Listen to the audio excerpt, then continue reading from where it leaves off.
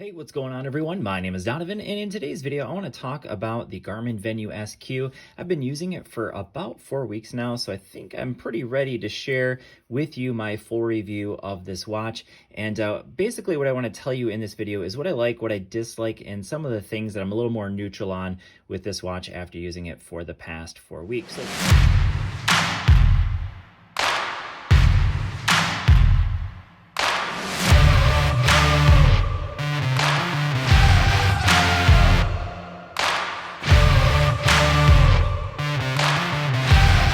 So first thing I want to mention is the price. So one nice thing about the Garmin Venu SQ is it is one of Garmin's more budget-friendly offerings. So when I say budget-friendly, it comes in at $200 for the non-music version. You can see I do have the music version. I paid $250 for this one. And honestly, it's not a great price, but it's also not a bad price for all of the features that you get in this watch. So I do like the price. So that's the first thing. I do like that Garmin's offering a nice budget-friendly watch, unlike some of their more expensive offerings out there. All right, so that's number one. Number two is really important to me, and that is the accuracy of the heart rate sensor and the GPS on the watch. And I found both of those to be phenomenal. I've been using it next to my Apple Watch on my left wrist and the Garmin Venu SQ on my right wrist, and pretty much every day it's been spot on. And in addition to that, so I should mention here that I am pretty much a runner. I don't really do any cycling or any other kind of physical activity, or at least much of any of those other things. But I've found that it's very accurate. It also does a great job of giving you a lot of different metrics here. So you can see we have our average pace for the run, the speed, the time, the heart rate. And this was just a workout I did today. Go in here and we can break down all the different laps. It does have the ability to do laps, which is really nice. So when you're in a workout, so if I go here, go into a run, we're just going to pretend that we're ready. And I can hit this button right here. And this is my lap button and this is my stop button. So really great. The vibration, you could probably hear that in the motor. The vibration motor is pretty strong. So no issues with that at all. And we're going to go ahead and end that one, discard it. Now, I will talk about something I dislike about that, which I just showed, but we'll get to that in just a little bit because we're not talking about what we dislike quite yet. But accuracy of the GPS and the heart rate for me has been absolutely spot on with my Apple Watch. And I've also compared it up to some of my other watches. It's been great. I do wear my watches very tight, so you can see that it even makes an indent. You can see obviously wear watches a lot because I got that little tan line there.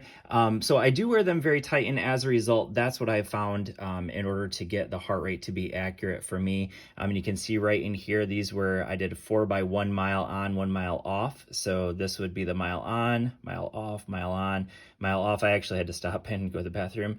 And then mile on, mile off, mile on. And you can see that it tracks the heart rate. You can see as I'm getting further into the workout that my heart rate's kind of spiking. And that's exactly what you'd expect. Same thing over here with the pace. You can see my mile on. Apparently didn't pace that one out very well. Then mile off, mile on, then mile off, mile on. So anyways, lots of good information that you get as a runner. Obviously, you're not going to get all of the fitness features that you would get on some other Garmin watches. So some of the more expensive watches, you don't get some of the things that you get with those watches. For instance, I don't get my training effect, so it doesn't tell me if I'm overtraining, undertraining, things like that. You do get your VO2 max. So if I go in here, we'll go over here and you can see in the performance stats, that's where it would tell you your training status. So here you'll probably see that it's not going to tell me anything because this is the watch I've been using. Whereas if I were using my Garmin Forerunner 245 Music, slightly more expensive. I believe this one's like $100 more, maybe $200 more, something like $150 more. I'm not really sure. But that one would actually tell me my training status. It would let me know if I'm, working too hard. I would also get a training load, letting me know if I'm where I'm at in terms of my training schedule. Here you see that there is no status, but it does, however, have VO2 max. So you can see it does continue to track my VO2 max over the last, I don't know how many. I think I've been using it, like I said, for about a month. And before that, I was using the Forerunner 45 and also the 245 kind of off and on there. But if we go in here to my VO2 max, you'll see that that does track with the what is this called? The Venu SQ. Yes, the Venu SQ. So that is the second thing. The accuracy has been phenomenal. The third thing I really like is the fact that I can, because I have the music version, I am able to put podcasts on here, also music. So while I'm out running, I've had no issues. I've been primarily using them with a couple different pairs of true wireless earbuds. So I've been using them with a pair of Amazfit Power Buds. Fantastic true wireless earbuds, by the way. And what's the other one I've been using them with? Oh, the MPOW M30s. These are a little bit more budget friendly, but I've been using with those as well. No issues with the Bluetooth connection, so that's really nice. And like I said, I can listen to podcasts. I can also listen to music that I've downloaded, and it does have Wi-Fi. It does have Bluetooth, but it's going to download that on Wi-Fi. So nice that it has that included. So that's great. So those are the things I like. Now I want to go ahead and talk about the things I dislike. And the first thing I want to talk about is this watch actually caused me to make a second purchase. So let me just show you real quick. We're going to go into just the main screen. So I got to get out of here. And we're going to go into some health stats. So you can see you do get your body battery. So that's going to let you know whether you're ready for another run. Typically you want your body battery to be kind of high so that you're ready for a workout. You can see that's where I did my workout. So obviously the body battery dropped quite a bit. We'll go over here and you can see like you want to get it to 100 so that you're starting the day refreshed. So that's really nice to have. We have our stress levels, and there's been a couple times where I was a little bit stressed over the last 4 weeks, and it indicated that on the watch. So that's nice to see. You get your intensity minutes, your steps, your calories, kind of typical things there. Sleep. And I've been sleeping a lot over the last 4 weeks. So that's been great. Let's go ahead and take a look at my 7-day. So average of 9 hours and 19 minutes of sleep. I've been doing phenomenal with that. Great job for me. But pulse ox, that's the one that this watch actually caused me to go get another purchase. And the reason why I say that is because my pulse ox on this watch has pretty much always been pretty low. So if you watch the news, when President Trump got COVID, he was below 94 and they actually put him on oxygen. So like I was looking at this thinking, oh my gosh, my oxygen level is kind of low if someone who has COVID is usually under 95. So I actually went and bought this other one just to kind of check and make sure. This is an actual pulse oximeter, not wrist-based here. And you can see, obviously, this is always showing like 92, 93, sometimes as low as like 90. And then I got this and it's like, oh, good. Like I'm not feeling out of breath. So why is my pulse ox always so low? So I definitely don't trust the pulse ox on this watch. So if you get it and you see your pulse ox being low, I wouldn't worry about it because I definitely don't think the pulse ox is accurate on this watch in comparison to other actual pulse ox sensors that I've been using. So that is definitely the first thing I don't like. The second thing I thought I would like, but I've actually found that I don't really like it a whole lot, is the square watch face.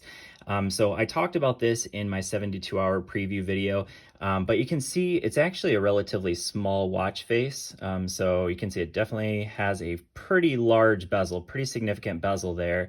And as a result, you don't get a whole lot of information on this watch. So for instance, I mentioned this earlier, but when I go into a run, you get a limit of 3 different metrics. So I chose distance, pace, and heart rate. I actually like having at least 5 metrics on my watch because I like to have the time, and I like to have my average pace. And so in order to get those things, and you can see I have a lap screen as well. So you can scroll through your various screens, which is nice, but you're limited to a maximum of 3 data points per screen. And on the Circle Watch faces, you can fix that by downloading some data field apps from the Connect IQ store. However, if you do that on this watch, they don't really fit this watch because they're designed specifically for a circular watch. Most new Garmin watches are circular, and so when you try to do the data fields on here, it doesn't work as well because of the fact that it is obviously a square watch face, and there just aren't as many data fields out there for these square watch faces. So that's something to keep in mind. If you like having more metrics, you're only getting 3 on this watch face. So a little bit of a downfall for me. The other thing is when you go in, you try to change your custom watch faces. So I hit the wrong button there. So this is the back button or the home button. So I'm going to hold it down and we can go into watch face. So if you get some custom watch faces that you like, you'll see that on this one, because again, most of the custom watch faces on the Connect IQ store are designed for circular watch faces. They just don't look quite right. So you have to kind of pick and choose. There aren't as many that are available for this watch because of the fact that, again, they're designed for circular watch faces typically, and with this being a square watch face, a lot of times they don't fit quite right on this watch. So something to keep in mind. Now, a couple things that I'm a little bit more neutral on. Number one would be the battery life. So they claim 7 days of battery life, and obviously that's with very light usage. I've typically been getting about 3 days. That is if I'm not using the music. So if I don't listen to music or Spotify, I can get about 3 days of battery life, maybe even 4. And you can see, I'll just go back just so you can see kind of like what my running regimen has been like. So you know what my training has been like. So this was yesterday, or today, I mean. Let's go in here and go into activities, and let's go into running. So you can see I'm running, what is it? Yeah, 12 miles today, 11 miles yesterday, 10 miles the day before, 18 the day before. So I'm obviously running quite a bit. And so as a result, my battery life is probably going to be worse than what the average person might get. You know, if you're only running 4 or 5 miles a day, or maybe only 4 days a week, your battery life is going to be better. However, if you're, using it heavily, you're keeping the watch face on a lot, 3 days is typical for me, maybe 4 days. But when I'm using the music or the podcast option, it's down to like 2 days. But that's pretty typical. I would say that's pretty much spot on with my 400 245 music, which apparently I need to charge. So roughly around the same as those watches. So it's been pretty decent, acceptable for me. The other thing that I would say I'm pretty neutral on is just the smartwatch features.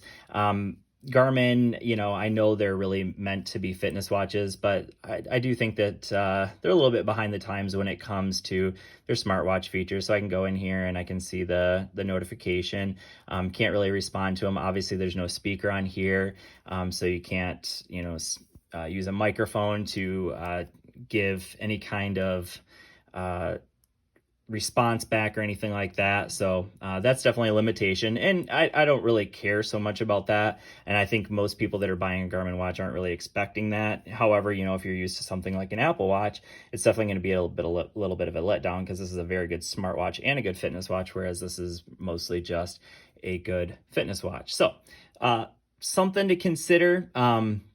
If you're thinking about picking this up, I mentioned this in a previous video, but right now you can pick up like the Garmin Vivo Active 4S for roughly around the same price. And personally, I kind of like that watch a little bit better, or the Vivo Active 4. Similar watches, similar features. The difference is that one has an always-on display, like something like the 400 245. But it also has a circular watch face, which Garmin watches are really kind of designed for. At least a lot of their Connect IQ apps are designed for circular watch faces. So just something to keep in mind if you're thinking about picking this one up. Thanks for watching. I hope this video has been helpful for you. If you have any questions, go ahead and leave them down in the comment section, and hopefully I can answer them for you. Thanks for watching. We'll see you all in the next video. Peace.